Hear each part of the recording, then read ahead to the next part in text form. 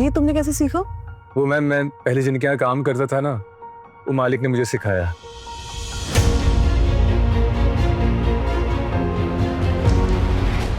तुमसे नहीं होगा, तुम छोड़ दो। अनाया, ये परीक्षा मेरी है, तुम्हारी नहीं है। तुम अपने कमरे में जाओ, मैं सब कर लूंगा। क्यों करोगे और आखिर कब तक करोगे? वो सब तुम मुझ पे छोड़ दो। कैसे छोड़ दूं? ये सब तुम किसके लिए कर रहे हो? मेरे लिए ना। तो फिर मैं आखिर शांति से बैठ के ये सारा तमाशा कैसे देख सकती हूँ? अनाया, मेरी आदत है इतनी मेहनत करने की, पर तुम मेरे लिए किसी प्रिंसेस से कम नहीं हो। मैं तुमसे ये सब काम कैसे करवा सकता हूँ? प्रिंसेस? अनाथ लड़कियां कभी प्रिंसेस नहीं होती। हाँ, वो सिंड्रेला जरूर बन सकती हैं, लेकिन उन लड़कियों का प्रिंस चार्मिंग कभी नहीं आता।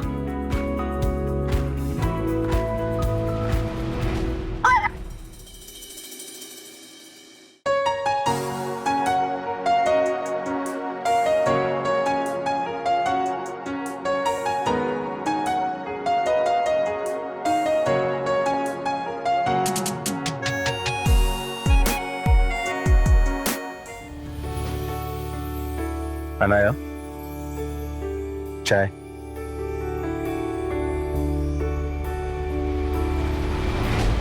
आरुष, तुम्हारी इस ड्रामेबाजी का कोई फायदा नहीं है। तुम ये बात मान क्यों नहीं लेते कि हम दोनों एक दूसरे के लिए नहीं बने? मेरे घर वाले करण जैसे अमीर लड़के को छोड़कर तुम जैसे नौकर को पसंद करेंगे? बिल्कुल करेंगे। मैं उन्हें मजबूर कर दूंगा खुद को पसंद करने के लिए। इनफैक्ट वो खुद तुम्हारी शादी मुझसे करवाएंगे, देख लेना। शादी? What a joke. तुम्हारा और मेरा कोई जोड़ नहीं। सपने देखना बंद करो। जोड़ नहीं है? क्यों? क्योंकि मैं गरीब हूं इसलिए? तुमने कहा था तुम वो सिंड्रेला हो जिसके लिए कभी कोई प्रिंस चार्मिंग नहीं आएगा। गलत थी मैं। मेरे लिए तो मेरा प्रिंस चार्मिंग आ चुका है, करण। मैं मानता हूं मैं प्रिंस चार्मिंग नहीं हूं, मेरे पास दौलत नहीं है, लेकिन मेरे पास एक दिल है नाया, जिसमें सिर्फ तुम्हारे लिए बहुत सारा प्यार है। तो फिर इनकार किस बात का है तुमको? मैं कैसे भूल सकती? जिंदगी गुजारने के लिए प्यार काफी नहीं होता, उसके लिए दौलत जरूरी होती है। मैं ये बात नहीं मानता। अगर ऐसा होता तो तुम मुझसे प्यार ही नहीं करती। तुम मुझसे तब से प्यार करती हो जब मेरे पास प्यार के सिवा कुछ भी नहीं था। तुम्हारे पास तो आज भी प्यार के सिवा कुछ भी नहीं है।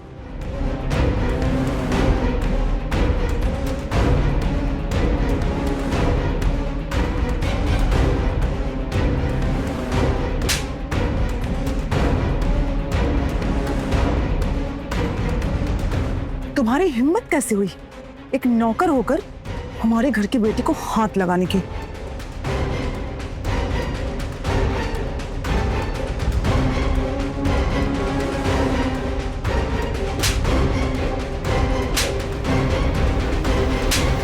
चाचा जी, आप लोग गलत समझ रहे हैं। वो चाय लाया था ना, तो उससे बस मेरे हाथ थोड़े से जल गए थे। तुम्हें मेरी फिक्र है अनाया, इसका मतलब तुम मुझसे बहुत प्यार करती हो।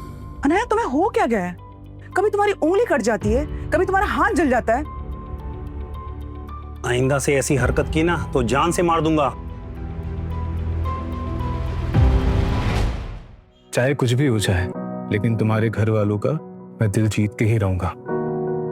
मेरे घर वालों का दिल जीतते जीतते कहीं तुम्हारा दिल ही ना टूट जाए। अपने दिल को संभालो और मुझे इस दिल से निकाल के फेंक दो। तुम्हारा ख्याल तो शायद मेरे मरने के बाद ही दिल से निकलेगा। मेरे जीते जी तो ये नहीं हो सकता। तुम समझ क्यों नहीं रहे? हमारी शादी नामुमकिन है। मेरी शादी फिक्स हो चुकी, वो भी शहर के सबसे बड़े बिजनेसमैन के साथ। छोड़ दो ये जिद। शादी फिक्स हुई है तो टूट भी सकती है।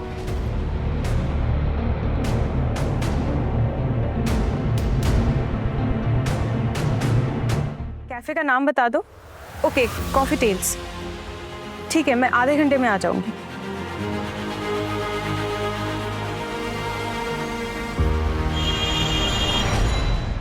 अनाया, मैं चाहता हूँ हमारी डेस्टिनेशन वेडिंग हो और तुम आम दुल्हनों की तरह लाल जोड़ा ना पहनकर पेस्टल कलर का गाउन पहनो। हनीमून के बारे में क्या सोचा है? कहाँ चलना पसंद करोगी? मैं इतने आगे का नहीं सोचती। सोचो, दिन भर तो कुछ ना कुछ सोचती ही रहती हो। यूरोप कैसा रहेगा? या फिर वर्ल्ड टूर पे ले चलो। आरुष कितना हर्ट हुआ होगा, पर मैं और क्या करती। वैसे मैंने तुम्हें अपना हुलिया चेंज करने के लिए कहा था। अगर तुम शादी के बाद भी ऐसे ही हुलिये में रही तो वर्ल्ड टूर तो बहुत दूर की बात है, मैं तुम्हें अपने बेडरूम का भी टूर नहीं कराऊंगा। मैं बदलने की कोशिश करूंगी। Wait, I have a call. तुमसे कितनी बार बोला था कि जब तक मैं फोन ना करूं तुम फोन मत किया करो।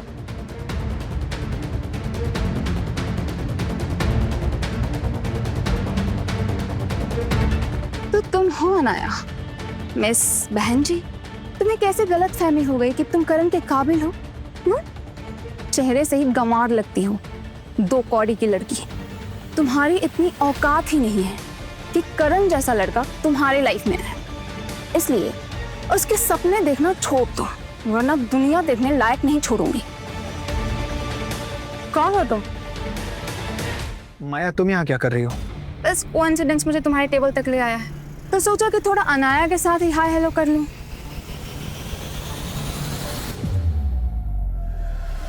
आरुष, आरुष, कहाँ मर गया है बेवकूफ? मरा नहीं है,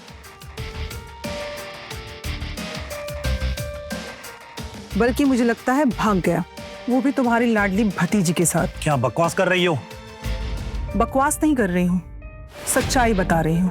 तुम्हारी भतीजी तुम्हारे पेट पीछे नौकर के साथ गुल खिला रही है। सबूत क्या है तुम्हारे पास? मेरे पास सबूत है, तभी इतने दावे से बोल रही हूँ। मेरी बात पर यकीन नहीं है ना, तो ये खुद देख लो।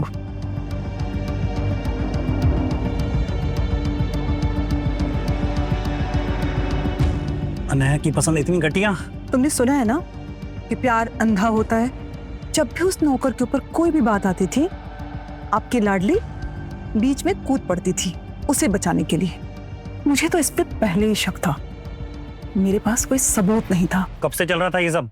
जब से वो नौकर इस घर में आया है।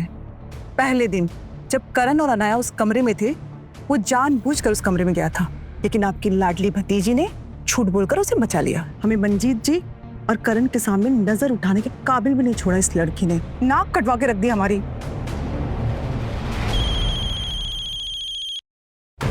हेलो, क्या?